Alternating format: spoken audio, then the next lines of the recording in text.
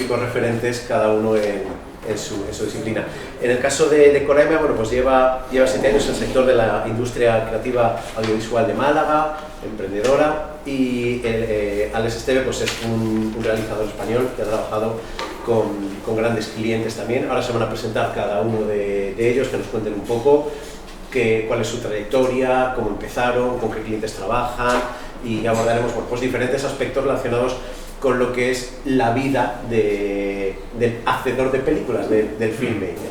Empezamos por Alex. Preséntate un poquito para los que no te conozcan, pues cómo empezaste, qué es lo que haces. Vale, pues buenos días, gracias por venir a todos y perder un ratito de la mañana escuchando. Y gracias a Apertura por invitarme.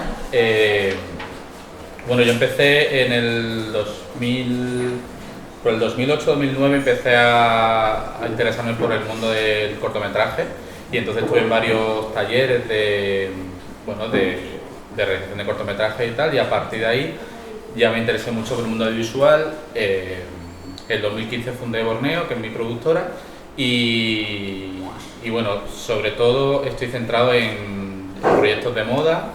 De vez en cuando sale algún videoclip también, y bueno, también trabajo como ayudante de dirección, que si no conocéis el sector, que lo hablaremos después, es un poco la mano derecha del director. Muchas veces que vienen a Málaga a rodar producciones como por ejemplo The Crown y un montón de series grandes que luego vemos en Netflix o en HBO, tienen equipos enormes, ¿no? En este caso de dirección, y entonces yo cuando no trabajo como director freelance o productor de Borneo, trabajo como ayudante de dirección para producciones, sobre todo extranjeras, porque el tema del idioma es bastante importante.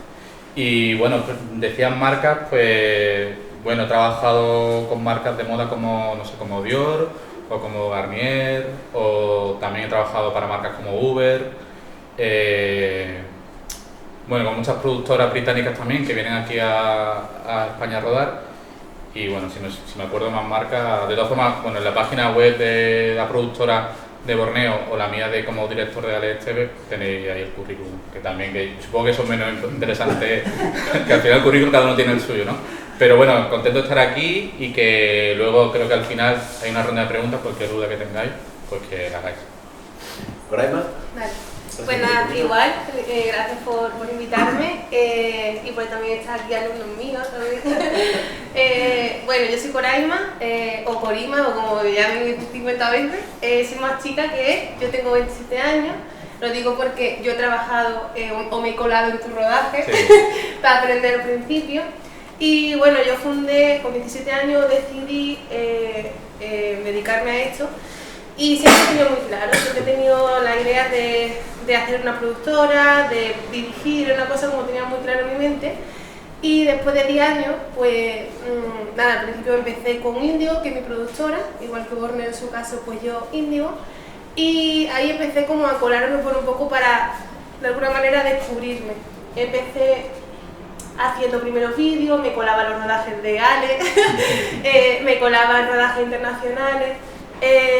Y bueno, buscaba la manera de aprender de otras personas, porque no me había encontrado todavía a mí misma. Y llegó un mundo en el que de repente digo, uy, sí, me encanta la dirección visual, me encanta la dirección creativa, voy a empezar a experimentar. Y cuando empecé a experimentar, me contrataron a una agencia, me desvinculé de mi propia productora y después volví, porque eso, como a veces las separaciones nos hacen de nuevo encontrarnos, y me encontré de nuevo con Índigo, la cual pues ahora, con 27, pues estoy cumpliendo los objetivos que me marqué pues con 17, en la que dije, pues mira, quiero trabajar con Vogue, y hace 4 días dirigí mi primer vídeo con Vogue España. He trabajado con Dior, con Chanel, y otras, es que la cosa que no me acuerdo mucho, pero básicamente en general un poco esas marcas, otras tantas. Grupo Dani García lo llevo completo, toda la parte de dirección visual de marca. También, bueno, trabajo también, igual me parece una cosa muy importante el idioma, trabajo en Ámsterdam, Madrid, Barcelona y Málaga, porque ante todo tengo un objetivo muy claro, y es que, siempre lo he dicho, además con 17 lo dije y lo sigo manteniendo, estoy muy orgullosa de ser malagueña y quiero mostrar, no me importa dónde esté, en Ámsterdam, Barcelona, quiero trabajar con el equipo malagueño si puedo al máximo, con más mujeres, porque hay más mujeres aquí en la disciplina, y ojalá hubiese estado Delia, porque además me gusta ser directora y me gusta decir que soy mujer en una producción y marcar ahí mi género. y bueno, también pues sobre todo mostrar que los malagueños también podemos hacer cosas grandes fuera de nuestra ciudad y dentro. A veces, yo soy malagueño de adopción y a veces es un poco como que estamos un poquito como acomplejados, ¿no? Cuando salimos de Málaga, como acomplejados de ¿dónde voy yo? ¿No? Cuando aterrizamos en Madrid o Barcelona, y todo lo contrario. Y yo, por ejemplo, he trabajado fuera en el sector de la fotografía, pero he trabajado, por ejemplo, me acuerdo, fue un trabajo en Múnich y estaba yo, de aquí de Málaga, pero el equipo de sonorización era de Marbella. Coño, estábamos todos, toda la parte técnica veníamos de Málaga, ¿no? O sea que tenemos que sentirnos orgullosos de dónde estamos, de dónde somos, de dónde vivimos y que allá donde vamos, pues la gente queda muy contenta. Corema, ¿tú en qué momento, estás hablando de los 17 años, ¿no? Eres muy joven todavía, ¿en qué momento de tu vida decides, yo quiero dedicarme a esto? Pues ¿De pequeña, ya de pequeña no sabías, o un cambio en tu vida? Mira, como yo soy una persona muy impulsiva y como toda mi vida pues hago las cosas así, un día pues me cambié, te estaba diciendo en publicidad, a ver, iba un poquito encaminada. Yo estaba un poco perdida, la verdad. No es que estuviese perdida, simplemente yo estaba en bachillerato y todo el mundo lo tenía tan claro y yo diciendo, bueno, ¿y de dónde voy? Sí que más o menos me gustaba la comunicación y demás, pero vaya que me ha tocado una cámara en mi vida. Es más, empecé, yo lo digo así porque es que es la realidad, mi primer trabajo cobrado fue mintiendo. Y fue como primera operadora de cámara para Marc Anthony en Valencia. Mintiendo, diciendo que había trabajado con cámaras grandes y enfrentándome a la realidad de golpe. Obviamente una de las mejores experiencias de mi vida, también te digo. Pues así fue, decidí hacer la carrera de comunicación audiovisual. De un día para otro, la nota me dio para ello y dije yo, pues venga, vamos para adelante. Pero yo me di cuenta cuando yo entré, además me acuerdo perfectamente, primera clase. Yo siempre he sido un poco insegura al principio en muchas cosas y cuando yo llegué, todo el mundo, ¡buah! No sé, eran eruditos, eran de decir, ¡guau! Me encanta no sé, el cine ruso de los años tal, y yo diciendo, a mí me gusta Avatar. Yo qué sé, no, quiero decir, no, yo venía de mi hermano es historiador del arte y en mi casa siempre, mi madre le encanta la lectura. Entonces siempre he mamado mucho, por así decirlo, del arte. Y yo, mis referentes, todos mis referentes son, no me voy a meter ahí, pero son artísticos, pero no del cine puro. Yo bebo de muchas disciplinas y las intento llevar a la parte más fílmica, pero me di cuenta que yo ahí digo yo, ¿soy bicho raro o no? Después me di cuenta que no, que me descubrí. A veces también hace falta no tener las cosas tan claras y descubrirte un poquito conforme va pasando el tiempo. Y Alex, ¿en qué momento decides también dedicarte a...? Es muy curioso, no sé si acordáis, yo creo que seguirá existiendo. Cuando salían estos fascículos de Jurassic Park que montaba el dinosaurio pieza a pieza y que al final tienes que comprar 200 para conseguir el dinosaurio entero. Entonces, a mí no me interesaba en sí el dinosaurio, sino que venía un librito muy chulo que sigo cuando doy clase aquí en Apertura, siempre lo traigo el primer día. Sacaron un libro de esa colección, ¿no? De Jurassic Park oficial con el storyboard de toda la película, ¿no? Entonces, bueno, el libro se me encantó porque cuenta todas las movidas del rodaje, cambiaron incluso de país porque hubo un tifón en donde estaban rodando, cambiaron casi de hemisferio. Y yo me empapé toda esa aventura diciendo, joder, yo quiero estar aquí. Y luego cuando llega el story y ves cómo se cuenta lo que vemos luego al darle el play o al ir al cine, ahí fue como, no sé, fue una revelación, en plan... Pero bueno, no, en plan, no me gustaría dibujar, ¿no? Me gustaría ser el creador de esta historia y sobre todo vivir todas las aventuras que hay detrás de un mundo del rodaje, que hay, bueno, hay infinidad de movidas. Entonces, a partir de ahí, a mí me pasa un poco como Coraima, yo vengo del mundo del diseño, entonces todo lo que es la semiótica, la teoría del color, todo el tema del arte, pues todo eso me ha valido como background a la hora de introducirme en el mundo del cine y del audiovisual. Y entonces, claro, mis referentes también son un poco extraños dentro del mundo del cine, me pasa un poco como Coraima, no soy fan del cine iraní ni cosas así, que aunque dirijo ficción, tengo mi cortometraje, está en el Festival de Málaga, pero lo bueno creo que del mundo del cine y del mundo audiovisual en general es que al final cada uno aporta su parte personal, y yo nunca he entendido esa gente que desacredita, ¿no? En plan, si no ves esta trilogía de películas, o si no eres fan de Godard o tal, pues como que eres menos cineasta. Y para mí, sinceramente para mí es una expresión más de, al final el arte, igual que en Aperturas vemos mucha gente que igual que tú, o expresa a través de la fotografía, al final son formas de expresarse cada uno, ¿no? Y yo creo que nunca deberíamos limitarnos, porque al final hay una herramienta, en este caso una cámara de vídeo, que te permite expresarte de una manera, como si fuese un pincel, un cincel, una cámara de fotos o lo que sea, ¿no? Y yo es verdad que yo lo he vivido mucho en mi casa, mi padre es arquitecto, ya jubilado, pero resulta que ahora se dedica a hacer grabados, y entonces hace unos grabados que dices, pues parece Etcher, ¿sabes? Una movida surrealista y juego con perspectiva y tal, que ahí es cuando me di cuenta, bueno, mucho antes de ahora que hace grabado, me di cuenta que yo tengo una herencia muy de la arquitectura, de la perspectiva, del juego de espejo, de la simetría, y que después de crecer todo eso, aprender tanto de la arquitectura en mi casa, pues yo lo aplico, pues en este caso en el visual, ¿no?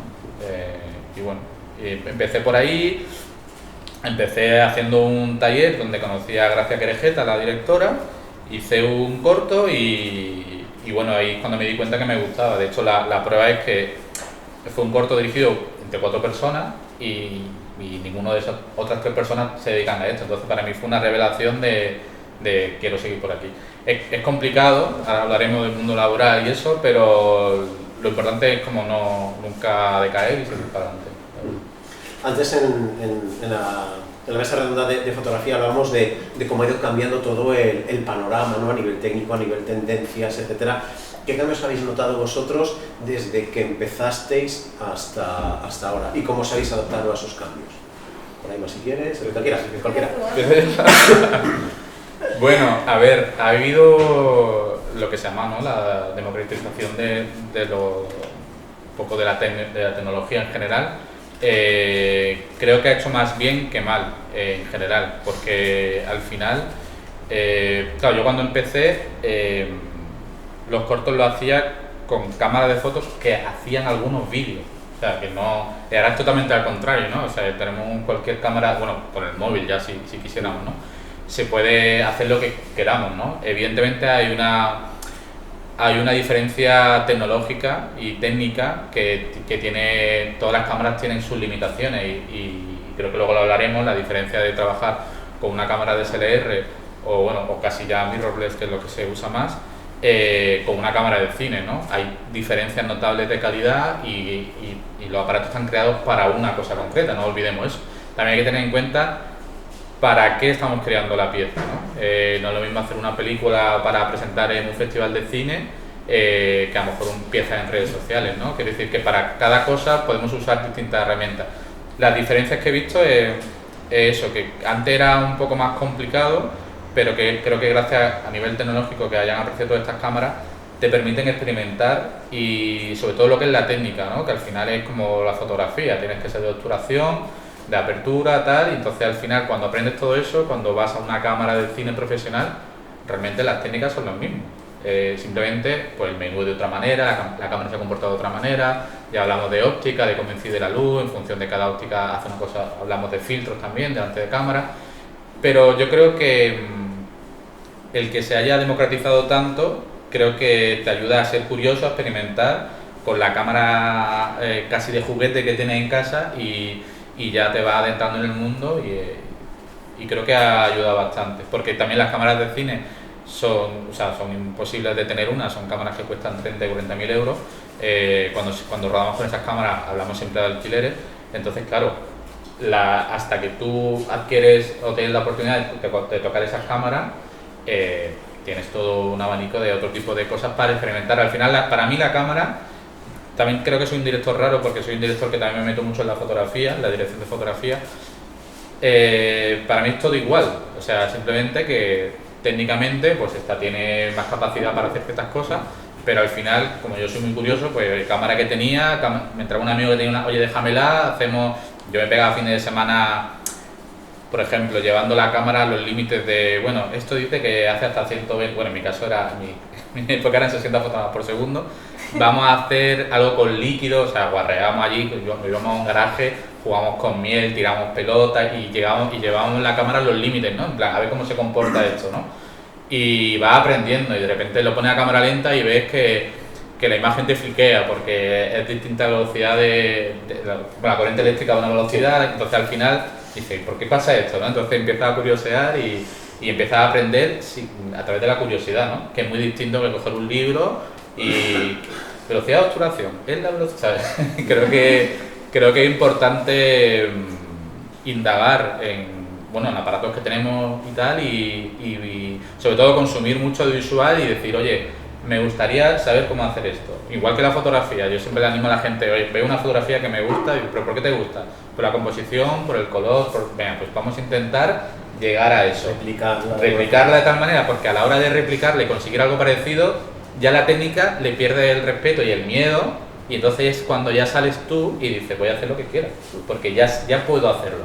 Entonces una vez que aprendes a replicar y empiezas a ver cómo está hecho las cosas, ya no tienes esa barrera técnica que creo que es la barrera que al principio siempre tiene mucha gente, ¿no? De ver una cámara y le da como respeto y no voy a tocar a ver si voy a borrarlo todo. Tal, y las personas pierden el respeto a la cámara demasiado rápido. También. Y entonces ahí donde, cuando ya le pierdes el respeto, donde prima es la creatividad. Entonces ahí ya te da igual el medio, la forma, el aparato, porque vas a ser original porque tienes una idea que vas a saber plasmar técnicamente. Entonces yo animo a que le perdamos el miedo a todo, sin romper cosas, pero yo, por ejemplo, cuando daba aquí clase en apertura y teníamos 2 o 3 aparatos, estoy viendo por ejemplo, esto es un micrófono, pues yo cogía todo y decía, tenéis que probar, poneros los auriculares y ver cómo se escucha esto desde ahí. La gente, Dios, corría el mundo y solo es un micrófono que graba, o sea, imaginaros ya en imagen, a la hora, por ejemplo, que ahí es donde se ve la calidad. Hemos dado a veces talleres sobre talonaje de color, retoque de color en vídeo, y claro, no es lo mismo grabar con una DSLR o con un móvil que grabar con una cámara de cine. A la hora de trasladar, por ejemplo, colores, cambiar alguna parte quemada, recuperarla y tal, porque viene un poco como la fotografía. Rodar en RAW en cine es un poco más complicado que en fotografía, porque son imágenes en movimiento al final, ¿no? Entonces, como mínimo son 24 o 25 fotogramas por segundo, pues imaginaros cuando estamos a 120 o 200, ¿no? Pero ya, como te comentaba, eso, una vez que te sabes cómo funciona técnicamente, creo que todo es un poco va rodado, creo. Muy bien. Y Coraima, tú, los cambios, ¿cómo lo has vivido? ¿Cómo te has adaptado? Yo, igual que él, también empecé con la fotografía trabajando, me acuerdo, en mi primer proyecto así como más grande, que era justo mi trabajo de fin de grado, que es de FISA, que es más Ana, que está por ahí, hacia mi vecino, me acordaré siempre. Con ese proyecto la grabé con una 550 y una Canon 6D que se la pedía prestada a una de mi clase porque yo no tenía dinero para esa cámara o no tenía yo esa cámara en ese momento. Y fíjate que fue ese momento en el que creo que todos hemos empezado con cámara de foto, nos desligamos, vamos a cámara de vídeo. Sí, total. Pero fíjate que empecé así y ahora trabajo con Arri Alexa o con Red One o con Ursa o Blackmagic, ¿no? En ese caso, ¿no? O Sony FX7 o todas las que sean, ¿no? FX3, me acabo de inventar. Pero no, sí, la 7, pero creo que graba la 3. Y la cosa es que te das cuenta en todo ese tiempo que también te lo da, yo creo que la experiencia. Es decir, creo que también es bueno empezar por ahí. También yo creo que por el momento en el que yo empecé, ahí se empieza Twitter, para mí empieza Twitter, empieza Instagram. Es decir, junto con mi crecimiento visual y mi crecimiento, cultural, más o menos, empiezo a tener todo ese chute, por así decirlo, de información, en la que Instagram empieza a ser un gran referente en ese momento en el que la foto era solo 1 a 1. O por ejemplo, yo Pinterest ahí todavía no lo toco, pero sí Twitter, mi hermano sí me enseña muchísimas cosas, me empieza a llevar a exposiciones de Marina Abramovic, me lleva a muchísimos eventos. Claro, es que mi hermano ha sido gran culpable de todo lo que yo tengo en la cabeza. Y también me había recordado una conversación que ha dicho él, que lo heredado. Muchas veces no es lo que tú piensas que has heredado porque tú misma te lo has dado, sino por mi padre, por ejemplo, que también está ahí, grababa bodas, ¿sabes? Y siempre se ponía a crear literalmente un sistema de producción junto con mi hermano, con pinganillos, con 3 cámaras. Yo eso, fíjate, que lo veía desde un punto totalmente externo, cuando ahora es mi trabajo diario. Entonces yo creo que también ahí puede ser por simplemente apuntar a la primera pregunta que quería añadir, ¿no? Pero fíjate que todo ese crecimiento que uno tiene, esas diferencias, es empezar pues eso, desde lo más bajo, y también ir añadiendo la adaptabilidad, como tú decías antes en la charla anterior. Yo ahora empecé hace 3 añitos a descubrir el 3D. Para mí el 3D ahora mismo, mis clientes cuando lo ven dicen nosotros queremos eso, hasta que ven el precio, también te digo. Pero quiero decir que es verdad que, por ejemplo, los clientes, obviamente también hablaremos después de presupuestos, pero obviamente cuando yo tenía 20 años no puedo pedir los presupuestos que pido ahora. También te lo da eso, creo que también los equipos con los que trabajas y todos los proyectos con los que tú al final te enfrentas, ¿no? Pero que, no sé, se me ha ido totalmente lo que te quería decir, pero vamos, básicamente, principalmente que todo el cambio que yo he notado ha sido, aparte del tema obviamente de cámara, es que los clientes también siento que siempre he tenido yo claro, en ese sentido, que siempre he buscado un cliente que o lo pueda educar o que ya esté educado a nivel cultural y que sepa que si me contratan no quiero que me haga perder el tiempo. Eso también creo que es un punto importante, que yo también he aprendido con el tiempo a decir también que no y también a probar. Es decir, yo siempre decía, yo no voy a llegar nunca a esto, pero bueno, ¿y por qué no? Pregúntalo, ¿sabes? Que al final las marcas están ahí. Y es verdad que desde siempre he tenido claro de que quería pues buscar pues esos puntos de inflexión donde yo podía meterme para ver qué se puede hacer. Por ejemplo, recuerdo perfectamente un rodaje de Alex Esteves, que estaba yo de ayudante de producción o algo así, el de Sony de Partizan. El de Sony Music, de lo diré. Chelsea Rhymes. Eso, y recuerdo, fíjate cómo son las cosas, he hecho un poco en falta esa parte de mi yo anterior, de colarse en rodaje y ver, pero creo que eso también, parte de esa transformación que me comenta, qué diferencias hay, creo que eso es vital para la transformación, es decir, ver qué se está haciendo en tu zona. Yo recuerdo también otro Roger, también trabaja con un director, sí, creo que holandés. Curiosamente, grandes clientes míos son de Holanda. Entonces, fíjate cómo se unen las cosas y el cómo tú te sientas, hablas con ellos. Al final, por mi primer rodaje le hacía falta un contacto a su director y al final se empiezan. Yo, gracias a eso, conocí a gran parte de mi equipo actual.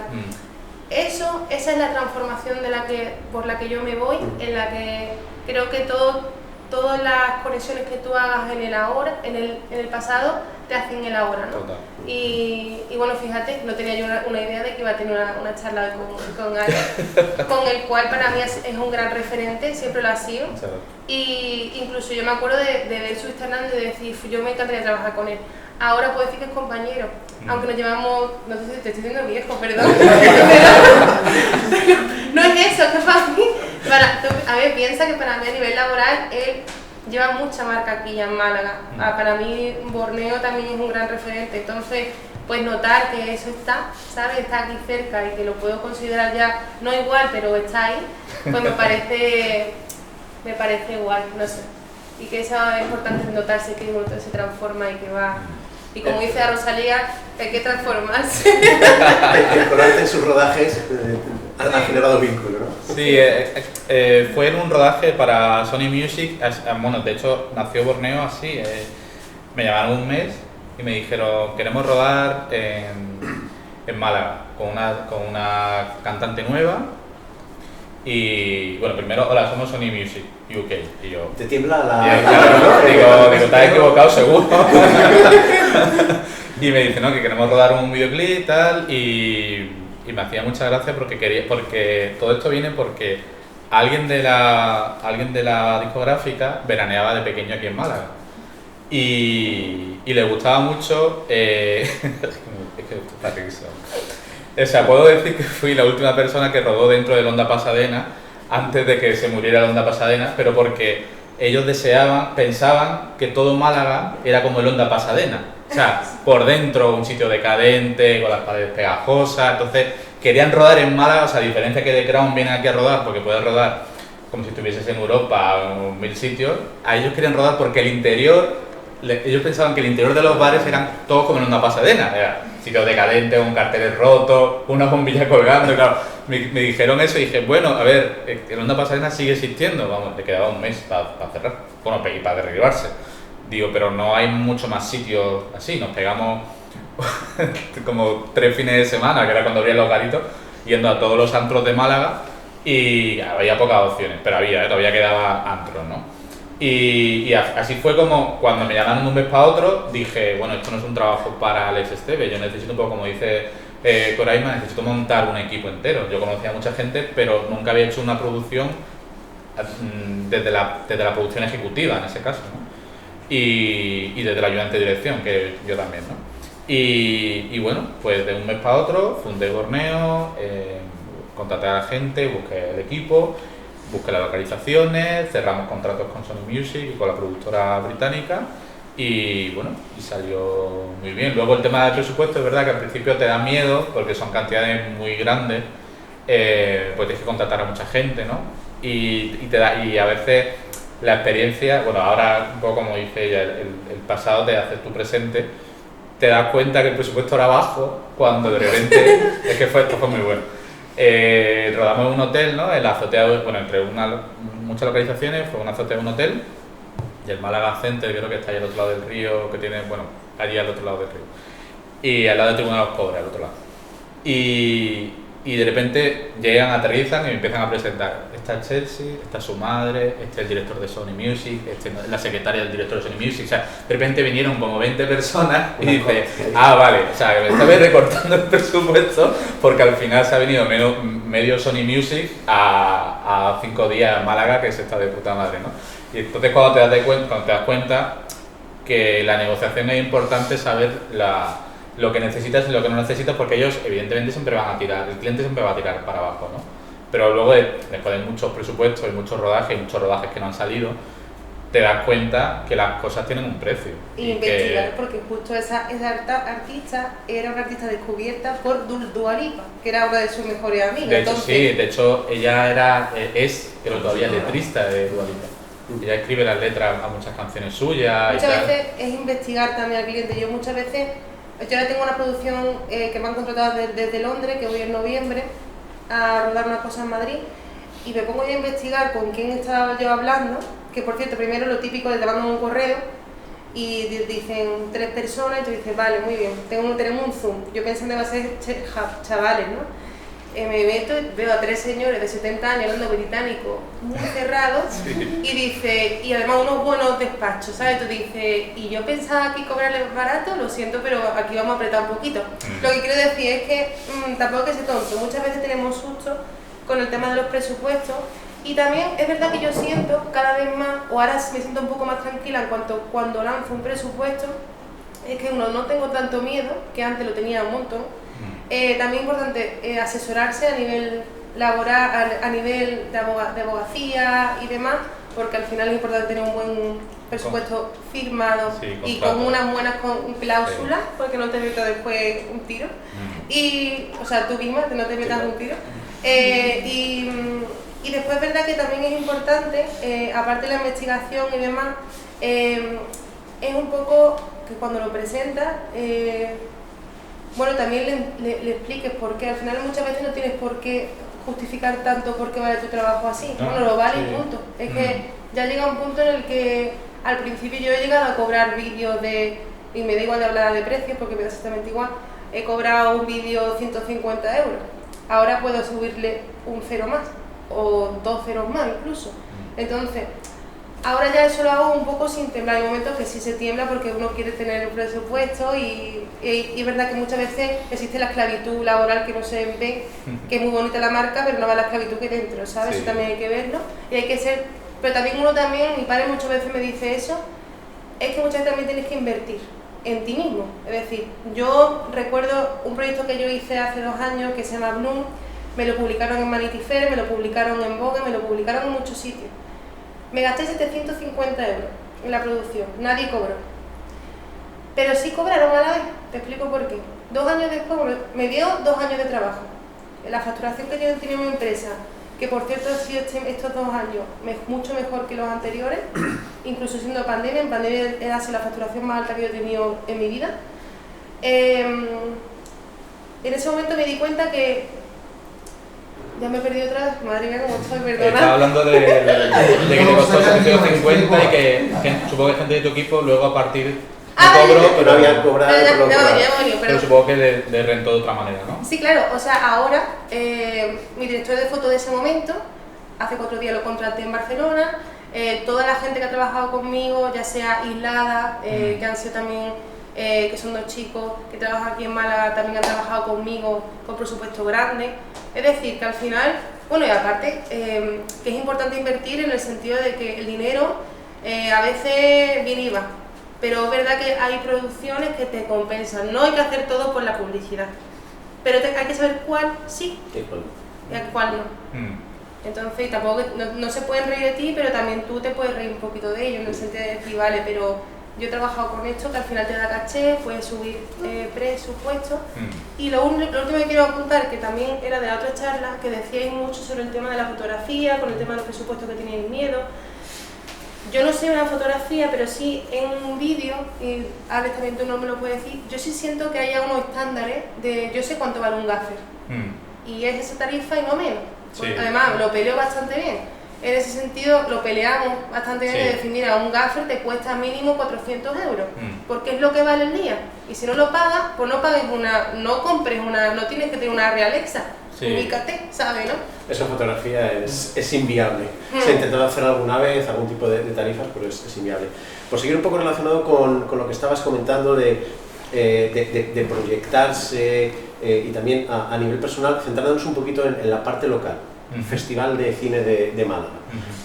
Tú has proyectado, tú, Coraima, no sé, has proyectado. No. ¿De alguna forma creéis que el Festival de Málaga os puede ayudar a daros, a conoceros, os genera algún tipo de revulsivo, de proyección, de crecimiento?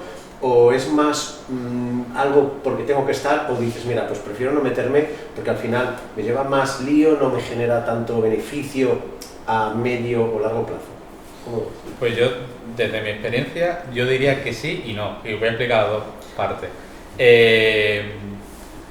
Yo no solo he proyectado en el Festival de Málaga, sino que el Festival de Málaga tiene una sección en el que tú presentas guiones, proyectos, etcétera, y llevo 2 años ganando una ayuda a la producción para poder levantar un cortometraje, ¿no? El año pasado gané con 157, un cortometraje que presenté un proyecto, un tratamiento, el equipo, el guión, y me ayudaron a levantarlo. Entonces, este año lo presenté en el Festival de Málaga, el corto 157, que de hecho ahora está girando por festivales, y este año, a la vez, me volví a presentar con otro proyecto, me han premiado una ayuda sobre proyecto que se llama. Otro proyecto que se llama El espacio inequívoco de las cosas, que me han dado una partecita, igual que 157, para poder seguir rodando. Entonces, la parte de ayuda a la producción está bien, es una parte que yo creo que poca gente conoce, además solo está abierto a malagueños, yo creo que eso es importante, aunque bueno, siempre hay mucha letra pequeña, ¿no? Porque al final ya la han abierto como que alguien del equipo esté en Málaga, ¿no? Entonces, claro, de repente empieza a leer ganadores y dices, ¿esta gente quién es? O sea, no lo he visto en mi vida, llevo mucho tiempo rodando en Málaga, un poco lo que dice Coraima, nos conocemos todos, pero bueno, por lo menos está orientado hacia eso. Lo que pasa es que cuando ya entras en una, digamos, línea profesional a la hora de trabajar y quieres tener un mínimo de calidad y tal, o lo que dice Coraima, quieres pagar a la gente lo que tienes que pagarle, o sea, un gaffer cuesta una cosa, un primer ayudante de cámara también, segundo, maquillaje, etcétera. Pues claro, los presupuestos no se terminan de cerrar. A mí, por ejemplo, el festival, también hablando de cantidades, el año pasado me ayudó con 5.000 euros y este año me ayuda con 4.500. Lo que pasa es que el Festival de Málaga, esta ayuda, te la concede cuando ruedas y entregas el cortometraje. Cortometraje, para que hagáis una idea, por debajo de 20.000 euros, hacer algo meramente profesional es complicado. Entonces, claro, te dan 5.000 euros, que no te lo dan hasta que lo ruedas, o sea que no lo tienes, y luego te faltan 15.000 euros más, ¿no? Entonces, bueno, ahí es donde está la ayuda estatales, el crowdfunding, intentar levantar eso como sea. Entonces, esa parte sí, pero luego cuando te presentas, si digamos que te desvincula de la ayuda a la producción, que insisto, os recomiendo que os presentéis y que insistáis, porque yo estuve 3 años hasta que me premiaron y resulta que el siguiente también me premiaron, o sea que, bueno, pues al final que la consigue. hay otra parte, ¿no? Que es cuando, bueno, yo tengo un cortometraje y he rodado un cortometraje y quiero presentarlo, que es yo creo que es la parte que más se conoce. El Festival de Málaga tiene una cosa, de hecho, cada vez que vamos a un festival, cuando nos reunimos un poco la gente de Málaga, siempre se crean como dos posturas. Porque resulta que el Festival de Málaga, cuando tú presentas un cortometraje, si eres de Málaga, vas a una liga que yo considero menor y que no está, a veces no está justificado, en el que, digamos, tú no puedes competir en la sección oficial de cortometraje. Vas a la sección oficial cortometraje en Málaga, que es como una subsección en el que solo hay cortometrajes de Málaga. A mí, vamos, y yo he estado ahí seleccionado como 3 o 4 veces y he proyectado en esa sección. ¿Qué pasa? Que en esa sección estás compitiendo con gente que acaba de salir de, por ejemplo, de un taller, de una escuela, ha hecho un corto, y esto me ha pasado real, de su perro y la persona le dobla la voz y es de dudosa calidad artística, bueno, técnica, porque artística puede tener, peleas ahí con gente que, pues bueno, que tiene otro tipo de estándares, ¿no? De calidad. Entonces, creo que no es justo que si al ser de Málaga, directamente es que yo creo que ni se ven en la pieza, dicen, bueno, pues si es bueno, entraría en sección Málaga. Entonces, yo abogo más por crear, primero, para que cuando tú te apuntes, tú decidas si quieres ir, oye, yo quiero ir al cortometraje oficial.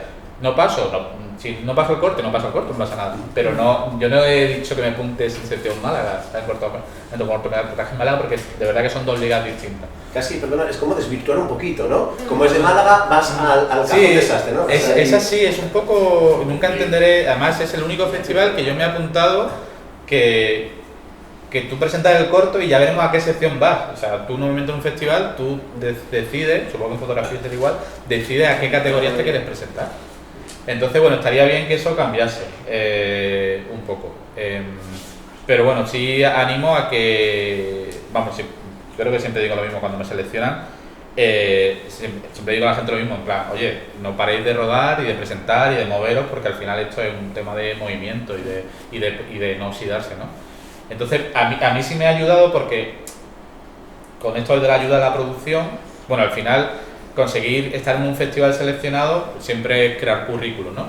Y luego la ayuda a la producción también te vale porque hay otras ayudas a nivel nacional e internacional que solo te cogen, solo se leen tu guión si tienes una ayuda anterior. Entonces, claro, a mí esta ayuda del festival me ayuda a presentarme a otros festivales por toda Europa porque ya tengo una ayuda a la hora de buscar más financiación para nuevos productores y tal. Entonces, bueno, a mí sí me ayuda. Y de hecho, no solo es que me ayuda a nivel profesional, sino me ayuda como consumidor. Yo lo veréis casi siempre, el Festival de Málaga, no sé por qué, pero el género de cortometraje, que soy fan absoluto, lo comprime todo en el primer fin de semana del festival. Entonces es de viernes a domingo, se mezcla la sección Málaga, o sea, encima como que no te deja ver las dos, la sección Málaga y la oficial, porque se proyectan a la vez en el Albéniz, ¿no? Y os invito de verdad a que, si puede ser la siguiente convocatoria, os vinculéis un poco de la parte de largometraje y os centréis en la parte de cortometraje, porque se conocen los futuros Bayona, los futuros Alberto Rodríguez, o sea, hay unas piezas increíbles. Y también verlo en corto también ayuda, también hay que pensarlo como consumo de tiempo. Si es malo, sabes que no va a durar mucho, ¿sabes? Si entra en un largometraje malo, te toca sentarte durante todo el tiempo, ¿no? Y como son tan distintos, al final como que consumen más audiovisual, ¿no? Y para mí es más inspirador. Muy bien. Cambiando un poquito de tercio, vamos a una parte un poco más técnica. Un rodaje. Sois dos, cada uno estáis en un ámbito diferente de lo que es una producción. Bueno, no te creas tanto, ¿no? No. ¿Cómo? Es que tenemos distintas gorras en función del proyecto. Claro, entonces, un poco, ¿cómo abordas tú, por ejemplo, un rodaje? ¿Cómo vives tú un rodaje y cómo lo vives tú? Contanos un poquito, brevemente, cómo vivís un rodaje cada uno en la labor que habitualmente desarrolláis. ¿Te interesa más la parte del rodaje en sí o preproducción, rodaje y postproducción? Lo que es el rodaje, pues cómo es un rodaje por dentro, las personas que participáis. Pues normalmente, a ver, cuando te enfrentas a un rodaje, sí que es verdad que tienes una obviamente rápida, mood board, tratamiento, storyboard, importantísimo para mí. guión técnico, siempre trabajo con un guión técnico, donde ahí está como mi Biblia, todo lo que vamos a hacer. Siempre me ayudo con una jefa de producción, dependiendo de la ciudad donde esté, pues tengo una en Barcelona, una en Madrid. Siempre importante para mí que sea local, porque no es lo mismo trabajar en Ámsterdam con una chica de Ámsterdam, por eso es importantísimo el idioma. Y es verdad que cada vez más estoy trabajando en producciones en las que se mezcla el idioma, es decir, trabajo mitad español, mitad inglés. Normalmente ya son clientes casi todos extranjeros y tiene ese punto español, pero casi todo, por ejemplo, me estoy acostumbrando a hacer los guiones técnicos en inglés. Lo estoy intentando hacer porque mi objetivo es trabajar en Nueva York o en otros lares, pero sí que el inglés es importantísimo. Y aparte mucho del lenguaje que hacemos en rodaje es casi inglés. Entonces, el lenguaje técnico ya per se es inglés. Se te olvida el español, se te olvida decir algo como... O sea, incluso dice, hay que panear la cámara, ¿no? Y panear no existe en castellano, viene del pan, que es el inglés, entonces es verdad que se mezclan anglicismos. Entonces, para mí, con el tema del guión, sí que es verdad que en cuanto... O sea, siempre hago una lectura primera del guión. En mi caso, como trabajo con editorial, branding content y publicidad, sí que son producciones en las que, bueno, me puedo enfrentar a 17, 20 personas, si no contamos clientes. Vamos a decir, mi último rodaje ha sido, por ejemplo, de 23 personas.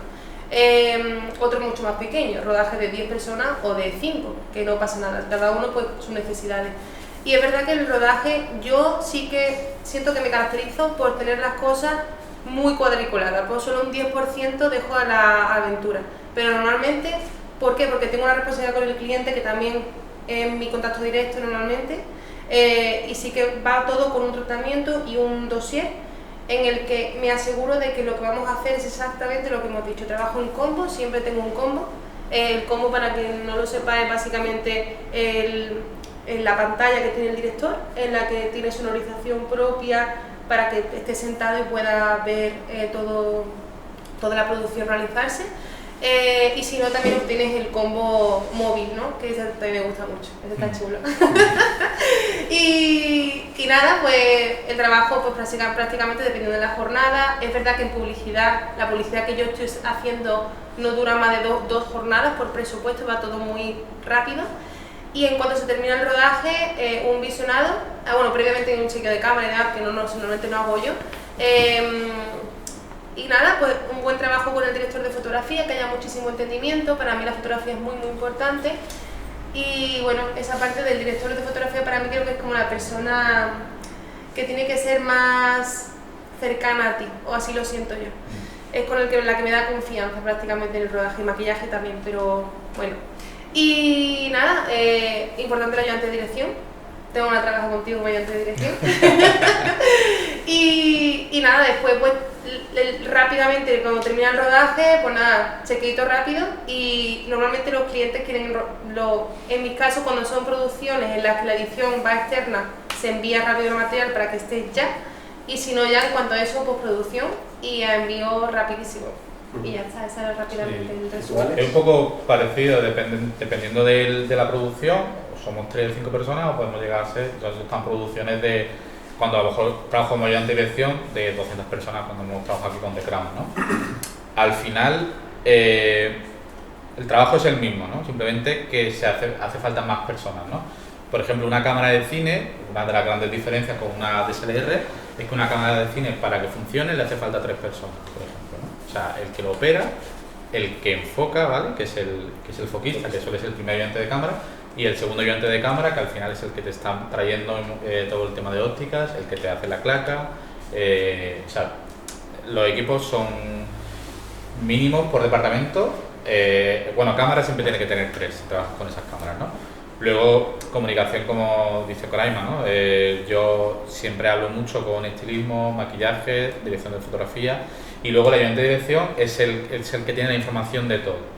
A diferencia del director, el de ayudante tiene una capa más técnica y de control como de producción de todo, de cuánto puedes estar con este plano en tiempo para que saltemos al siguiente, porque luego cogemos una furgoneta, bueno, 4 furgonetas y nos vamos de localización, luego tenemos el corte de comida, luego tal, entonces es un poco el que lo controla.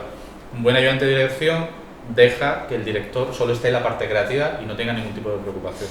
Yo cuando di el salto a tener ayudante de dirección, se notó se notó. Respiran, ¿no? Respiré porque de repente, claro, porque yo también he trabajado mucho ayudante de dirección. Entonces, cuando de repente eres director y por primera vez no eres tu propio ayudante de dirección, pues de repente vas como súper tranquilo y tal, y de repente te llega el ayudante, ya está la organización, ya está el gaffer colocando luces, tal, las actrices o las modelos están ya en maquillaje, tenéis 2 minutos, tal, o por ejemplo, y sabe también cómo hablarte sin que te afecte a nivel creativo. Por ejemplo, estás rodando un plano súper complicado y claro, a lo mejor te queda 2 minutos para empezar a entrar en hora negativa, digamos, en hora extra, ¿no?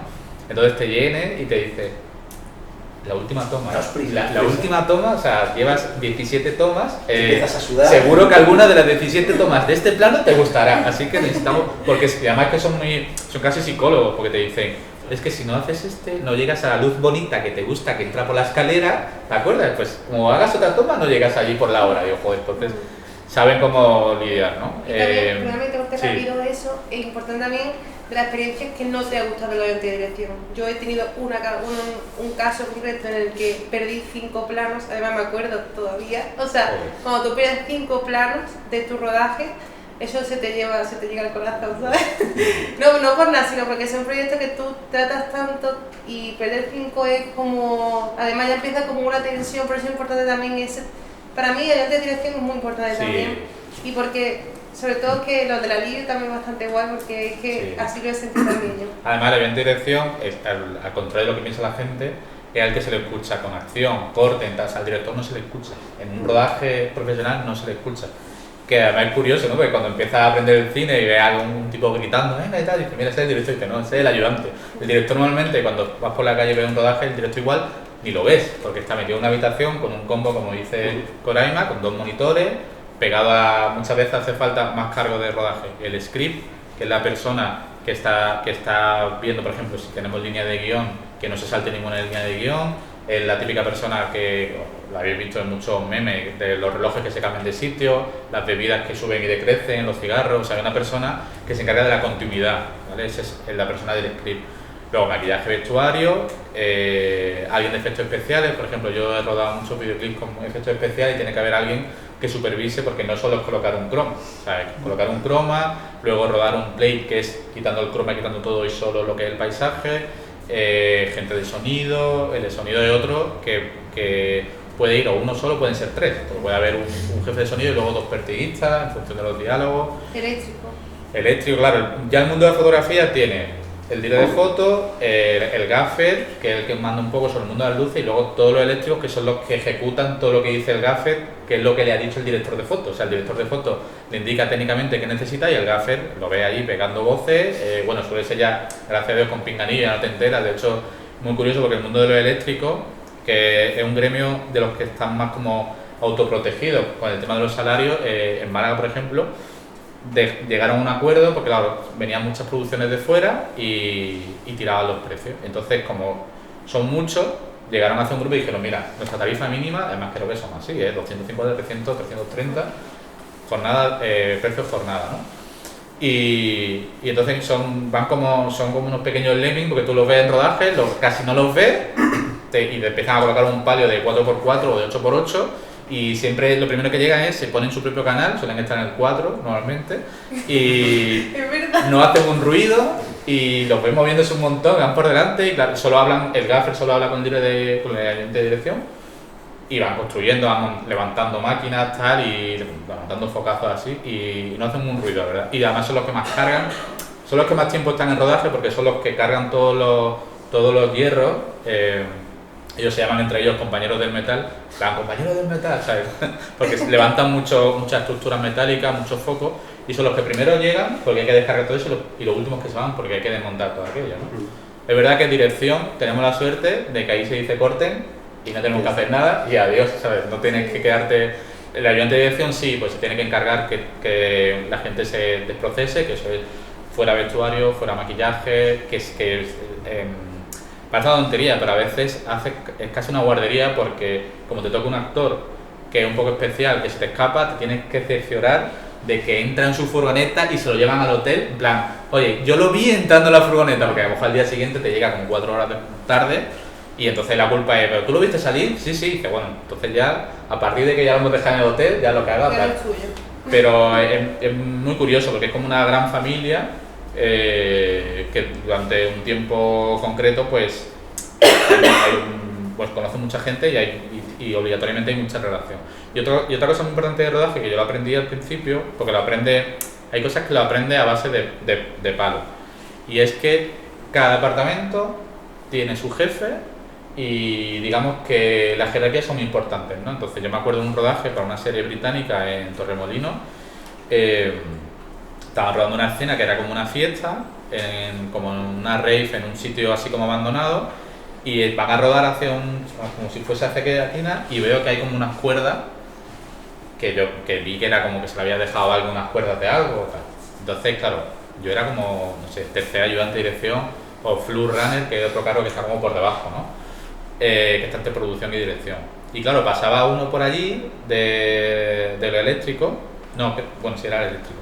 Le dije, oye, creo que esa cuerda está en plano, y no debería estar en plano. Claro, me viene el señor, era un señor, me dijo, ¿tú quién eres? Además, pero dijo, no con curiosidad, me dijo como, ¿tú quién coño eres, no? Más. Y digo, no, sí está, y claro, yo le respondí, cuando respondí me estaba dando cuenta que la pregunta no era exactamente quién era. Dice, pues mira, cuando el ayudante de dirección, el primer ayudante de dirección o el director diga que eso no es que está en plano, pues lo quitaré. Si no, no lo quitaré. Entonces, bueno, es verdad que empezaron a rodar y grito ayudante, ¿qué haces eso en mitad del plano? Y yo dije, bueno, para al final, yo ya me estaba dando cuenta hacia dónde iba yo, ¿no? Yo iba hacia primer ayudante y hacia dirección, ¿no? Y es cuando aprendes que cada cosa es su sitio. Por ejemplo, en un caso, también rodando una película, la antigua Equitativa, pues el director de arte, él es encargado de que en el set, que no hemos hablado de arte, atrecista, en fin, un equipo que te monta, te recrea perfectamente lo que quieres, ¿no? En cada localización, pues alguien se dejó pues mira, la botella esa estaba en el set, y claro, aparte el director de arte empieza a pegar una voz, esto que no sé qué, porque es verdad que el mundo del set, el escenario es de arte, entonces nadie puede entrar, nadie puede tocar, porque todo está pensado, de hecho en cine las cosas están hechas para verse así, pero si lo gira de repente no está pintado, o la cama no puede bajar la cámara porque está calzada porque le falta una pata, entonces es otro campo importante. Por temas de presupuesto, porque por ejemplo en mi caso yo he trabajado estas últimas producciones con materiales muy caros, es decir, por ejemplo, era una marca de diamantes, por ejemplo, y el diamante yo se lo marqué a todo el equipo, hasta incluso por correo. Nadie toca nada, o sea, incluso aunque el de peluquería viera que el pelo está por aquí y hacía falta quitar un poquito la joya, le dije yo, que toque cliente. El otro día trabajaba había contada 70.000 euros de vestuario. 70.000 euros. Obviamente, si hay un rasguño que se le caiga un hilo a un vestido de Versace de la última temporada, como comprenderá, no quiero que se le diga a mi ayudante de dirección, oye, mira que lo has hecho tú, paga, Índigo tiene que pagar tanto, ¿no? Eso también es importante de cara a tu propia seguridad, la tuya, de tu nombre, y porque no solamente por respetar, puesto que es muy importante, yo también me he pegado unos cuantos palos por eso, porque al final, al principio, con tanta curiosidad y querer ayudar, es mejor quedarse callado. Sí. A veces es guay dar una idea, pero a veces es mejor decir, ponte un poquito en tu lugar, que también es verdad que la soberbia, que yo he tenido mucho al principio, no tampoco tanto, pero quiero decir que al principio va uno con ganas de, yo hago esto, yo hago lo otro, y no sabes hacer nada. Después ya cuando llega el tiempo tú dices, bueno, habla menos, que quizá creo que leí hace poquito que el que habla menos justo el que más sabe, ¿no? Entonces creo que eso también es importante, todas esas cosas en rodaje. Y ya por cerrar el tema de rodaje, también es muy importante cuando se rueda con material, con cámaras de cine, lo bueno y lo malo del cine digital es que va todo en grandes discos duros. ¿Qué pasa? Que si el cliente es extranjero, es muy importante, antes de salir de la localización, hay una persona que es el lead de IT, que es el que se encarga de duplicar todo, como mínimo 2 o 3 discos duros distintos, para que esa información, porque la información no se queda en las tarjetas, y la tarjeta no viaja desde la localización hacia ningún lado sin haber sido descargada. porque se ha dado caso de que pillas un bache o lo que sea y todo un día de rodaje lo has perdido. Entonces, no solo el ir descargando, sino que incluso eso, durante el día no dejas que la tarjeta se llene entera, la vas descargando. Por eso también el equipo de cámara es tan grande de personas, por eso el DID también tiene su propio equipo, porque son los responsables de sacar las cámaras, hacer las copias de seguridad. También la gente del DID y su equipo están en otro sitio aparte, que no tiemble la mesa, no están cerca de carreteras, no están cerca de una obra, porque claro, todo eso afecta a los discos duros. Y no solo eso, sino que cuando se hacen esas copias, cuando termina la producción, por ejemplo, yo estuve este verano trabajando con otra productora inglesa en Almería, cogieron los discos duros y me dijeron, Ale, tú te quedas con uno en España y nosotros nos llevamos dos y van en dos viajes distintos, para que las copias siempre vayan separadas, porque ese avión, por lo que sea, tiene un accidente, o bueno, si tienen accidente, tienen un bache o lo que sea, la producción se pierde, y hablamos de producción de 60, 70.000 euros, que es poco, bueno, en el extranjero es poco, que es poco dinero, entonces prefieren invertir en discos duros, en que se quede uno aquí, en caso de que haya un problema, pues, ¿sabes? De hecho, yo he estado 157, por ejemplo, ahí también se nota el avión de dirección. Estamos rodando, tal, no sé qué, terminamos, fueron 3 días, o 2 días y pico. Terminamos el último plano, tal, yo súper feliz, qué guay, tal, aplausos. Y veo que había parte del equipo que no estaba muy feliz, diciendo, vale, aquí está pasando algo, no sé qué es. Pues además yo era el productor y el director. Entonces ya nos vamos a ir y tal, y dice, oye Ale, y me viene con la tarjeta de cámara.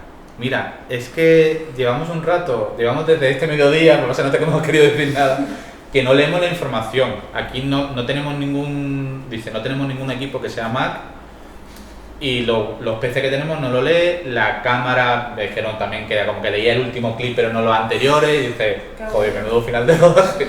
Y de hecho, en la localización donde estábamos, había un camino como de 2 kilómetros que era sin asfaltar. Entonces, claro, yo llevaba el disco duro así en el coche, con 2000, bueno, me lo envolvieron en 2000 paquetes de burbuja y tal, llevaba así, y llegué a casa, enchufé y lo vi, digo, no, porque si no, vaya un día entero además cortometrajes suelen ser bastante densos de horas y tal.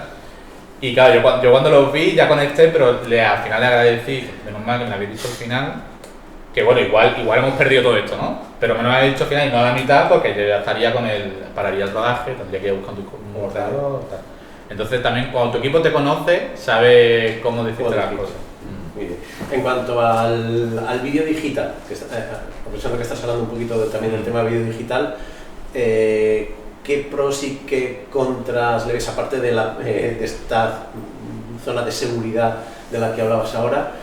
Hablabas también, por ejemplo, que los requisitos en cuanto a personal es diferente, que cuando trabajas en analógico, digamos, pues el manejo de cámara es mucho más complejo porque hay mucha más gente involucrada, en digital posiblemente menos. Lógicamente también lo que es la parte técnica de cómo se capta la luz, de lo que es el nivel de detalle, la textura del grano, etcétera, es diferente. ¿En qué sentido os sentís más cómodos trabajando en digital, analógico? ¿Coraima? A mí me gusta muchísimo más digital. Al final es verdad que trabajando con un buen director de foto que te aconseje también qué tipo de ópticas trabajar, no es lo mismo por ejemplo una Shin que una Samyang, obviamente. Es decir, dependiendo o una Face, todas dependen, ¿no? También es verdad que yo creo que también eso es cuestión de igual, es que todo se va a repetir un poco, pero es como repetir y probar cosas de qué. Que el presupuesto, yo también. Y el presupuesto. Que va en relación con el presupuesto. Sí, también. porque al final obviamente hay presupuestos que te permiten tener una cámara y una maleta entera con un 50, un 20, un 85 y un 16, o incluso con ópticas un poco más especiales, como me acuerdo que tuve un rodaje que tenía presupuesto extra para óptica, y recuerdo que modo friki Islada me dijeron, tenemos una óptica que solo hay una, hay 3 en el mundo, pues una tenemos nosotros. Y obviamente era una óptica con un zoom óptico brutal, y eso, como tú lo ves, por encima de una óptica antigua. También eso es verdad, yo estoy un poco friki ahora con las ópticas antiguas. Cuando tengo preso intento buscar ópticas antiguas en cámara, ya sea con las cámaras con las que yo suelo trabajar en producción así más grandes. Pues eso, con la Ursa me gusta, pero tampoco me gusta tanto. Arri Alexa me flipa, la verdad. A mí Arri Alexa es la que más me gusta, porque creo que también es la que más se parece a nivel cinematográfico. No sé, tiene un puntito ahí que siento que después en textura, en color, el tratamiento del color que tiene, a mí personalmente me gusta mucho. Pero yo no soy muy buen perfil porque a mí me gustan las cosas un poquito desaturadas, entonces... No, yo he trabajado con todo tipo de cámaras, ¿no? Yo os he dicho que empecé con una Canon 60D a hacer estos experimentos, llevármelo a cámaras lentas y tal, que creo que no hacía más de 50 fotogramas por segundo, 50 o 60, ya empezaba a aprender y dice, bueno, si lo pongo en TSC puedo hacer 60 en vez de 50, como si hubiese una gran diferencia, ¿no? Pero empiezas por ahí. Entonces yo he trabajado mucho con Sony, cuando estaba la Alpha 7S2, bueno, con la 7S y tal, pero sobre todo trabajo con Alexa, con la Alexa Mini. Es una cámara que lleva mucho tiempo ya, pero es la Alexa Mini la que te suelen pedir siempre en producciones casi baratas, porque es una cámara que no pasa de 3,5K y claro, cuando haces publicidad no te hace falta mucho más que 2K. A partir de ahí ya salieron las versiones de actualización de la Alexa Mini que son la LF, por ejemplo, rodé con 157, rodé con Alexa Mini LF, que es la misma pero que tiene el doble de resolución. Y claro, cuando trabajas con efectos especiales te hace falta tener un tamaño mayor de sensor y tal, ¿no? Pero por ejemplo, si me voy al vídeo digital, más por casa entre comillas, yo recomiendo que probéis porque por funcionamiento es los menús al final, parece una tontería, pero tú coges una Sony 7S2 o 7S3, cualquier Sony que solo sea, fotografía, la 7R, cualquiera de estas, tienen un menú y si tú te vas a una Alexa Mini, parece una tontería, pero el menú de la Alexa Mini es más fácil. A veces pasa eso. Sí, yo trabajo con Sony y a veces... Hay un menú, a veces hay que coger una Biblia y tal, entonces yo recomiendo que la Sony siempre me ha gustado el color que tiene y tal, genial. Pero yo recomiendo que si queréis probar con vídeo, probéis la Blackmagic. Las últimas Blackmagic que hay, que por cierto son las cámaras que peores diseñadores industriales tienen, porque son siempre, yo digo que es como el Fiat Multipla del cine digital, que son feísimas, no se pueden coger, no sé quién las diseña.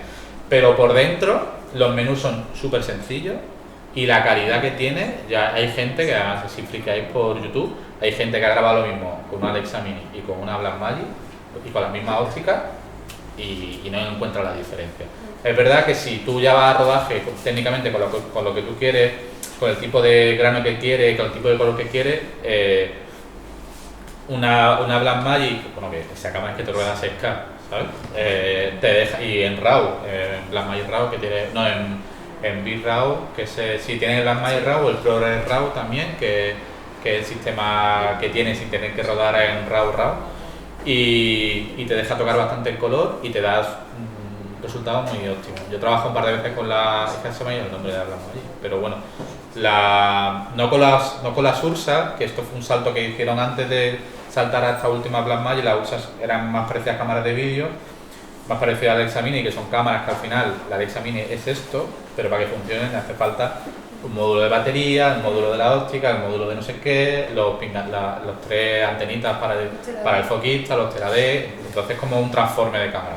Y entonces Blackmagic sacó las Ursa, la Ursa Mini y tal, sacó una que grababa 12K, y bueno, esas cosas no entiendo, pero y luego la coge y pesa mucho, pero luego te sacan una cámara muy fea, pero pequeñita, que te graba 6K en RAW, o sea que luego te permite jugar en postproducción, que yo he hecho trabajo increíble que pueden pasar por Alexa Mini perfectamente. Entonces, ahora la pregunta es, bueno, ¿y cómo? Porque hay mucha gente que se plantea incluso comprarlas, no son caras. Se plantea comprarlas, pero mi recomendación es, aquí en Málaga hay 2 o 3 casas de alquiler de equipo y un día pues, te puede salir entre 60 y 90 euros. Incluso tienen precios especiales para fines de semana, porque claro, ya no es lo mismo cogerlos martes y dejarlos miércoles que cogerlos viernes y dejarlos lunes. Entonces, si queréis experimentar, si queréis jugar y tal, yo de verdad que os recomiendo que cámara que queréis utilizar, si no conocéis a alguien que la tenga y la preste, que la alquiléis porque no sale tan cara. O en Polo Digital también hay una opción que también hay material, hay platós, solamente tienes que inscribirte y te lo da gratuitamente. También hay una Blackmagic 6K que la estuve consultando hace poquito. Es decir, hay material fotográfico también, o sea, abiertísimo y estudio, vamos, que es que hay cositas interesantes también ahí. Y luego que probéis mucho el tema de de las distintas ópticas. Al final funciona igual que fotografía. Lo de la profundidad de campo, la apertura, en función de cuánta luz le entra a la cámara, vamos a ver, bueno, la profundidad de campo final, o sea, al final la técnica es igual que la fotografía, es igual, solo que nos metemos en el movimiento, ¿no? Entonces, la obturación, si te puedo dar a 25 fotogramas, siempre tiene que ser 1:50, pero lo mejor de todo es experimentar, ponerlo a 1:4000 y ver lo que pasa. Ves que el movimiento se comporta de una forma muy diferente, ¿no? No ser tan puristas, que hay gente que es muy claro, purista. yo creo que las cosas hay que, en plan, no, 25 a 1:50, pero ¿por qué? Ah, pues no sé, lo aprendí así, como cámbialo y entonces dirás, ah, vale, ya sé por qué a 50, porque a la hora de generar movimiento, por ejemplo, si muevo la mano, pues aquí lo vemos, bueno, que si nos metemos en el ojo ya, que esto va por un movimiento más fluido. Claro, es más fluido, más que alto, si sí. aumentamos la velocidad, pues vamos a ver como cachos de mi mano haciendo así. Entonces, oye, igual quiera hacer eso, en efecto, ¿sabes? Entonces, lo mejor es experimentar, al final lo de menos, si os dais cuenta, es el aparato, pues todo hace un poco lo mismo. Pero ya si quieres hacer algo más cinematográfico y tal, pues bueno, yo Blackmagic me ha dado bastante, cuando no hay presupuesto y tal, pues vamos a Blackmagic y vamos bien. Igualmente te haría falta. O sea, yo incluso he rodado con gente que el director de foto hacía el foco y operaba, pero evidentemente no es lo mismo. Porque llevar una red o una Alexa Mini que es así, que tienes que cogerla, que ya empieza a pesar, que el foco no es lo mismo que una cámara de fotos, que la puedes hacer tú, sino que te hace falta, mientras más costosa la cámara, más gente te hace falta para manejarla. Pero bueno, la Blackmagic está ahí en un tamaño que más o menos, si va a trípode o si va sobre algún tipo de rig o algo, tú puedes. Pero vamos, para probar siempre, bueno, con trípode, una mesa y hacer experimentos, o yo hacía muchas cosas, me hacía un listado de experimentos que quiero hacer, esto y esto. Y intentaba como conseguirlo, y una vez que aprendes, dices, bueno, pues ahora esto lo voy a aplicar a mis creaciones, ¿no? Y creo que me ha ido bien, y sobre todo te diviertes mucho, la verdad. Muy bien, y cambiando ahora, dejando ya lo que es la parte más tecnológica, vamos a entrar en un bloque un poco más creativo. Vosotros os levantáis un día de la cama y decís, me encantaría hacer esto, os viene la inspiración mientras os estáis duchando, o buscáis la inspiración, una mezcla. ¿Dónde buscáis esa inspiración a la hora de proponer, pues, por ejemplo, un corto? Quiero hacer un corto, una idea, ¿cómo os inspiráis, pero, a la hora de esa parte de cómo queréis enfocarlo desde un punto de vista de dirección de fotografía, etcétera? ¿Dónde buscáis o qué referentes son los que tenéis un poco? ¿Coraima? Vale. Pues yo depende, yo sí me das a veces esas iluminaciones. Además, los que me conocen y viven conmigo saben que me da de repente como un hype de cosas y empiezo ya, ¡buah, se me ocurre esta idea!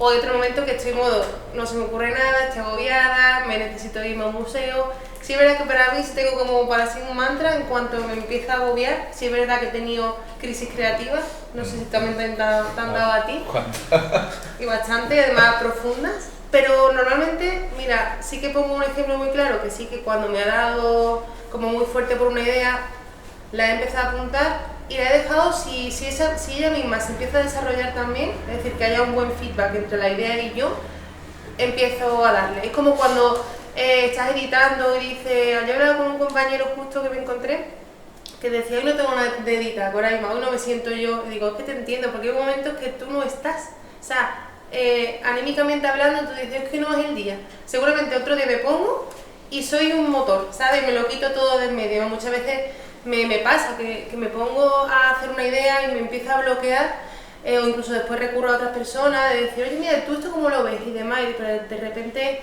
como sí es verdad que cuando viene algo, sí que yo noto, cuando viene la idea, la que va a ser, es como que voy a ella y empiezo a escucharla y empiezo a apuntar cosas, a buscar referentes, y ya en 2 días tengo yo un dossier hecho con referencias previas. Y ya empiezo a hablarle a la gente, guau, es que tengo esta idea, bla, bla, bla, y ya empiezo todo lo que es el mood board visual en mi cabeza aparece. Es como si tuviese que explicarlo visualmente, si empezamos en blanco y empiezan a aparecer difuminadamente cositas, pero ya empieza a definirse igual que el logo, cositas, ¿no? Y enfocarse. Y referentes, pues para mí, es que la verdad que creo si tú puedes estar mirando el teléfono, puedes estar mirando cosas, pero quizás estás viendo pero no mirando, ¿sabes? Entonces, en otro momento intento en otro momento y ahora, que he tenido una fase también de pérdida creativa, que está volviendo de nuevo, se mezcla un poquito como de motivación, un poquito de empujarte a decir, Cori, mira para allá, que tienes que mirar, porque tú funcionas así.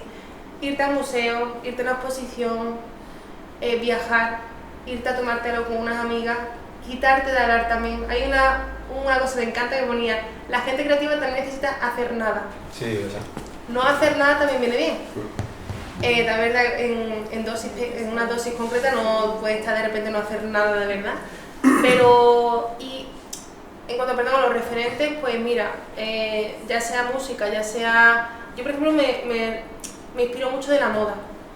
Recuerdo que tengo además di una clase, porque di clase a Ronald de creatividad y demás, y me recuerdo que le di un ejercicio, porque en ese momento había sido la Met Gala, que la Met Gala es un evento en la que, bueno, un montón de famosos van hay como un dress code y tienen con ese punto te tienes que crear tu outfit, ¿no? Recuerdo el de este año que, bueno, Kim Kardashian vino en negro puro, negro completo. Entonces él, en fotografía gastronómica, le dije, vale, vamos a coger esa foto, se la pasé, digo, hazme con esto un proyecto gastronómico, donde solo haya negro y blanco. O era solo negro, algo así. Sí, claro que sí. La imagen que se le da ahí era como cambiar un poco el tercio, es decir, intenta mirar, nadie mira, seguramente, no es que nadie, pero no es usual que una dirección de fotografía gastronómica se relacione con Kim Kardashian en la Met Gala. ¿Por qué no? ¿Sabe, no? Yo muchas de las cosas no es tanto cine, que también, pero para mí mi referente puede ser un vestido, puede ser un maquillaje, puede ser unas uñas. Rosalía, por ejemplo, me parece como creativa, un gran referente, Nati Peluso, porque mis referentes son muy contemporáneos. Rihanna para mí es la reina para yo inspirarme, ¿sabes? Siempre está en mi mood board, ¿no? Y sus directores creativos. Pero si te pones a mirarlo, los referentes de Rosalía es un chico cantando en TikTok una tontería, ¿sabes? ¿No? O que de repente le ve su proceso creativo, creo que es el que más actual, los jóvenes estamos también teniendo. No tanto de me voy a ver una película, voy a ver Kubrick y voy a intentar, no es tanto eso, sino que nuestros referentes son los de ahora. Y también los anteriores. A mí me encanta también me encanta no sé, el estilo visual japonés y me encanta buscar tradiciones y buscar maneras de cómo yo puedo meter esto, pero tampoco estoy tan obsesionada. Es como que, bueno, lo bebo todo y igual te metes te inspiras de Hans Zimmer y te inspiras de Kim Kardashian y el pintalabio nuevo de la Katy, ¿sabes? O sea que quiero decir que ahí una cosa no quita la importancia de la otra. ¿Alex? Pues yo la verdad que decía lo de la ducha y yo no sé si es un tópico, pero yo en la ducha nunca he cantado, nunca me ha venido inspiración, nunca ha sido un escenario que yo haya tenido inspiración. Es verdad que para mí, aparte de que tenga algún que otro referente en el cine, pero que lo tengo más como referente de consumidor, más que creativo, más que de referencia de inspiración, para mí es básico la música en general, ¿no? Bueno, la música en general no, la música que yo escucho, ¿no? Evidentemente. Entonces yo necesito, por ejemplo, que en mi casa siempre si estoy trabajando tiene que haber música, porque es como mi manera primero de centrarme. Hay gente que no puede trabajar con música, entonces necesito música, porque yo creo que, seguro que os pasa mucho a vosotros, pero que trabajamos con creatividad nos esparcimos tanto que yo creo que necesito música y entonces se me mete en la cabeza de cierta manera que me hace que me centre, ¿no? Y que no esté mirando la musaraña o perdiendo el tiempo o que me esté inspirando, ¿no?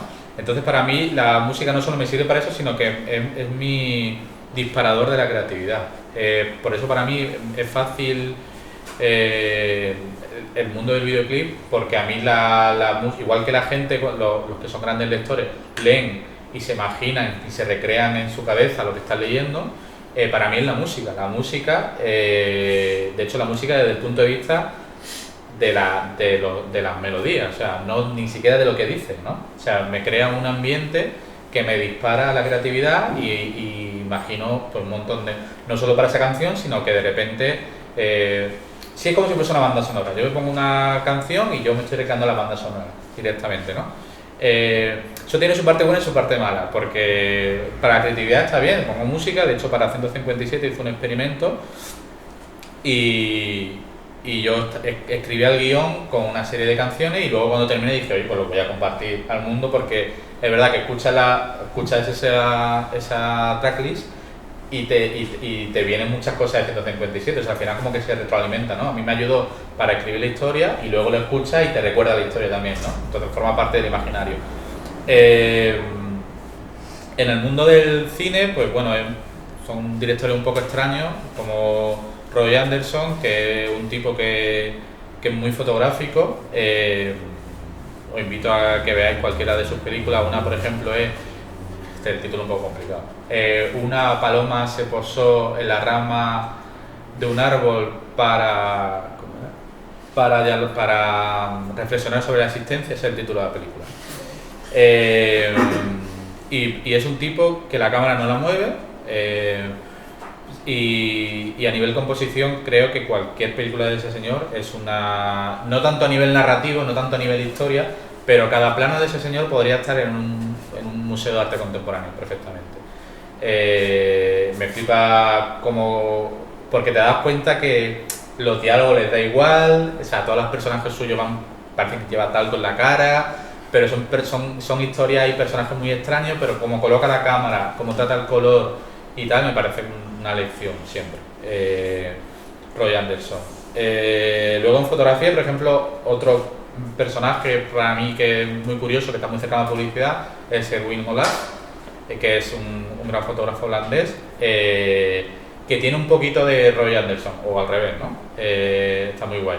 Y ya cosas un poco más corrientes, pues Lanthimos, que es un director griego, que tiene grandes películas como La Langosta. Ahí sí me parece a nivel narrativo es increíble. De hecho, os recomiendo la Langosta. La favorita fue de su última, pero se nota que no es un guión suyo, que es un encargo. Entonces, yo esa película me separé un poco del antiguo, pero La Langosta está muy chula, la recomiendo. Porque perfectamente trata de un tema muy contemporáneo, como trata la fotografía, como trata los actores, como es la historia en sí, es increíble. Y para mí el arte siempre inspira, o sea, yo siempre que voy a cualquier ciudad, siempre, aunque sea, estuve hace poco en una ciudad que está como a 30 kilómetros de Oporto, que se llama Guimarães, enseguida me informé, oye, museos de esta ciudad, teatro de esta ciudad, y al final vas y todo es, para mí todo es inspiración. Y todo puede, sin tú forzarlo, puedes generar cosas en ti que te ayuda, como dice Coraima, en un momento dado a tener la idea, ¿no? No sé, para mí es clave eso. Y también iba a decir otra cosa que se me ha pasado. A veces, hablo de 157 porque fue la última obra de ficción que dirigí. A veces uno no sabe muy bien de dónde viene la inspiración, o sea, de dónde viene la idea. 157 va de un tipo que de pequeño, por una circunstancia, su madre la abandona y desde ese momento el tipo va por la vida andando con una bolsa de papel en la cabeza con 2 agujeros, porque a él resulta que le protege. Pero claro, a la vez, pues su mundo alrededor es extraño, ¿no? Es un tipo muy tímido, muy tal, entonces construir toda una serie de cosas alrededor de este personaje que se llama Atlas y no sé de dónde viene el nombre de Atlas. Sí sé de dónde viene la historia. Esto viene porque la 157 es un hecho físico real que ocurre en el espacio que yo cuando lo leí, creo que fue en Twitter, o sea, estoy leyendo una cosa y eso fue el disparador pues resulta que hay una señal de radio que viene del espacio, que se repite de forma cíclica cada 157 días. Y eso ocurre, es un hecho que ocurre. Entonces, hay en el planeta Tierra hay un montón de radioescuchas, satélites que están continuamente escuchando señales sobre todo para ver la creación de planetas, etcétera, etcétera. Pero concretamente era una señal que cada 157 días es como si un tío cogiese, le diese la vuelta a casa y volviese a emitir la señal. Entonces ese hecho, que me pareció increíble, dije pues lo cogí como el punto de giro del final de la película. O sea, ¿no? Ese hecho solo me sirvió para saber que quería usar el 157 como número. Entonces, a partir de ese hecho real, que ocurrió de verdad, yo construí una historia ficticia. Y ahora, lo que no sé es cómo se me ocurrieron todas las barbaridades y fricadas que le pasa a este señor durante la historia. Y entonces, claro, uno nunca sabe de dónde vienen te pilla trabajando, te pilla viendo un cuadro, te pilla escuchando en mi caso mucho escuchando música, y me pasa poco viendo una película, por ejemplo, porque yo creo que cuando veo una película,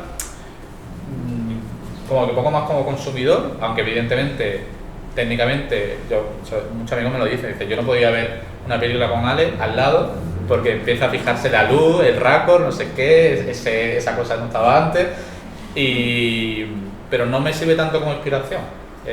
Curioso, yo como lo veo, consumidor, y de hecho también siempre digo que yo el cine que digamos que yo creo y yo hago, creo que también por falta de esos referentes que decía Coraima, de cine iraní, cine tal, el cine francés, todas esas faltas yo creo, o sea, falta muchas veces por falta de consumo o porque he crecido más por una familia más por la rama del arte más que por el cine, pues a la hora de yo crear me doy cuenta que yo el cine que creo es a la vez el que a mí me gustaría consumir y que a veces no encuentro, ¿no? Y por eso a veces las historias son un poco extrañas, ¿no? Y al final tú también te sirve a veces de inspiración, una cosa que hiciste te sirve para otra cosa, pero bueno, al final te viene de muchos puntos y la verdad que yo no tengo ninguna rutina para...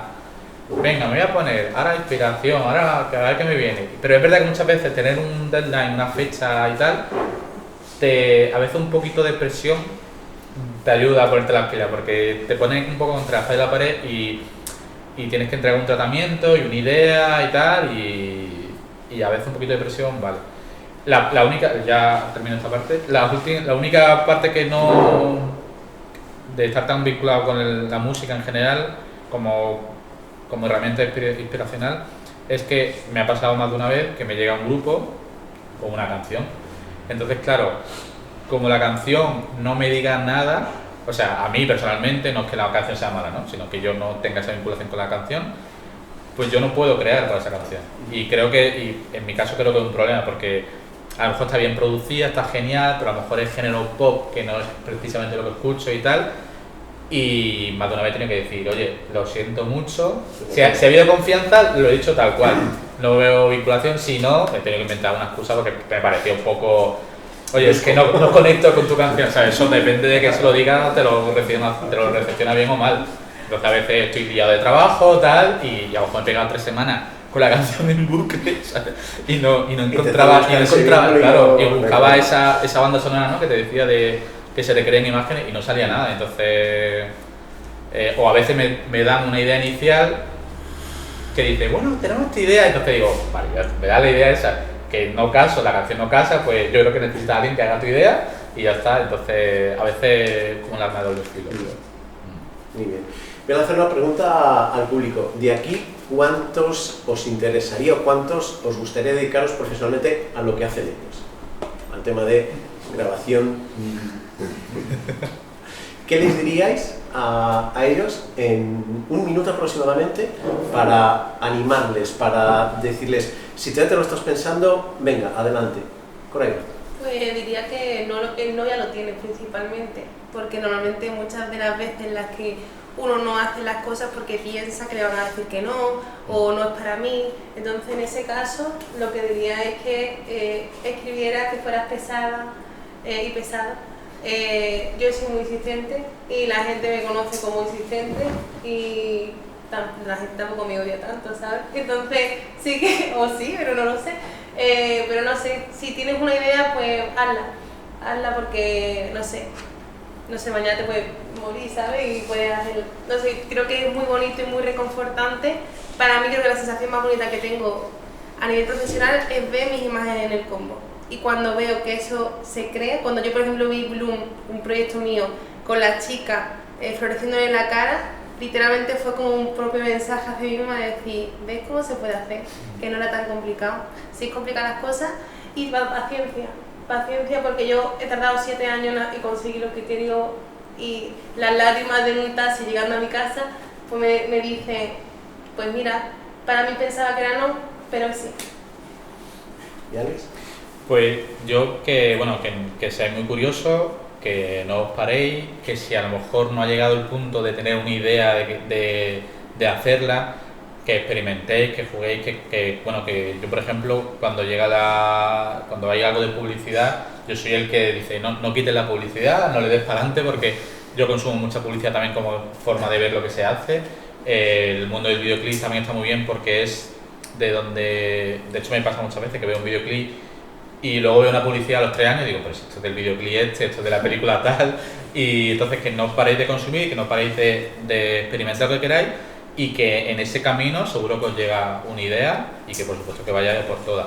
Y en Málaga la verdad que hay, gracias a Dios, hay mucha gente de todos los niveles, desde el que acaba de salir hasta que es experto, que acerquéis a esa gente, que intentéis ayudar, y sobre todo que en un rodaje que veáis cómo funciona, que a lo mejor en un rodaje profesional podéis empezar conduciendo la furgoneta que lleva a los actores y de repente te ves que te interesa, te metes en producción, luego te interesas por la fotografía, te intentas meter en la dirección de fotografía, a veces llega a dirección porque igual te gusta, a veces no, y yo creo en general que seáis curiosos y que veáis cómo echar una mano, meteros, y que bueno, al final la técnica es que la cámara, entre comillas, ya todos tenemos una cámara, ¿no?